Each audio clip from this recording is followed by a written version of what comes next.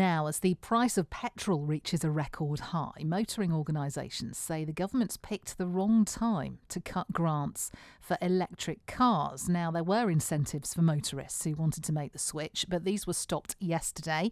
The government says the so-called plug-in car grant was always temporary and that it's helped people to buy nearly 500,000 electric vehicles. They say it's now going to use the money to improve charging infrastructure for electric cars. Now, this was something that Robert Forrester, Chief Executive of Vertu Motors, which owns more than 150 dealerships in England, including in Reading, was calling for a few months ago when he came on the show. The government set a deadline that from 2030, petrol and diesel new cars will be banned.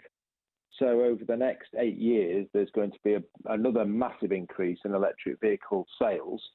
And unless something changes, then people are going to find it's very, very difficult to get them charged. And these are quite simple practical issues. If you live in a nice big house in Berkshire with its own drive, you can fit a charging point. But if you live in a block of flats or a terraced house somewhere, then the problem is really quite severe. How do you charge your car up at night? Robert's back on the show with us this morning. So back then you were calling for improvements to charging infrastructure, Robert. That's what the government says they're going to do. So are you happy? Well, I think it's a step in the right direction in terms of more focus on charging. I'm not wholly convinced that the government has the capacity to actually understand the practical problems around charging, if I'm honest. And it isn't just the drive point, which we talked about previously. It's actually electricity generation, substations locally is actually a major issue. I've got dealerships where I'd like to put more electric vehicle charging points in, but the local grid isn't capable of doing it and isn't going to be capable of doing it for quite a few years. So I think there's a lot of work to do here. I mean, in some respects, by taking the grant away, which they did yesterday, that makes electric vehicles a little bit more expensive, quite considerably more expensive for the cheaper electric vehicles, and they are more expensive. And in a time of pressure on pay and monthly expenditure, inevitably this will slow down the uptake of electric vehicles. And we've got to remember that it's the government that has mandated that every new car will be electric from 2030, which is easy to say and hard to do. And it isn't a market solution here. The government has to step up, and it's not going to come cheap. When we last spoke, one of the things that you said there was that you predicted there would be a massive increase in electric vehicle sales over the next few years. Yes. Is what you're saying now, the cut to this subsidy will hamper that, and actually we're not going to see as many sales as we might have done previously? Well, of course it will, because if you put the price of something up, less people buy it. I mean, that's just an economic fact. And manufacturers are in a bit of a position here because, as we know, commodity prices of steel, all components are seeing massive inflation.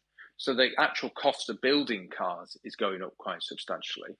And the electric vehicle grant that the government put in place did give, a competitive advantage to some degree of electric rather than petrol and diesel at the moment, because petrol and diesel didn't get the grant.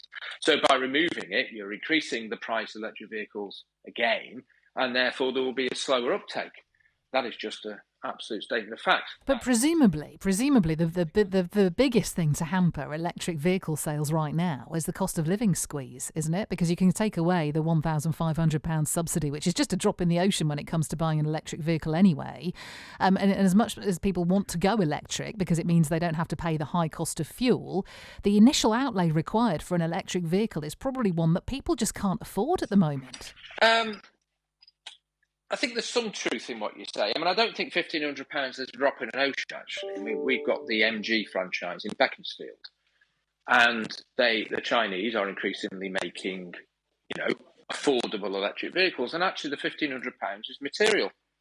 It is going to impact new vehicle sales. We've got a big new car event on in one of our franchises. We were expecting 20% of the sales to be electric vehicles. By the increase in price of electric vehicles might mean we see less electric vehicle sales. I think that is inevitable. I don't think it is a drop in the ocean, but you're quite right from a sort of let's transition the vehicles in the UK to electric. new car sales being under pressure because people may not think they want to change the car, they're worried about the monthly expenditure, is a pertinent point. I think you are likely to see a slowdown, as with just general consumer spending, and that will have an impact on new cars, and that will slow down the progress that's been made in terms of getting environmentally friendly vehicles into the park. I mean, you've got to bear in mind, of course, that the government have set this policy out. When you drive an electric vehicle, and my wife drives an electric vehicle, I'm putting electricity into it. That isn't necessarily renewable energy going into it. It could be gas-fired or whatever electricity. So you've got to be slightly careful about the environmental aspects. But we are on the playing field the government set.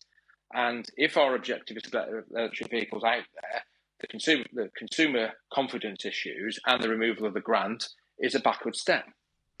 Robert, good to talk to you. Thank you. That's Robert Forrester, Chief Executive of Vertu Motors, which owns more than 150 dealerships in England, including one in Reading.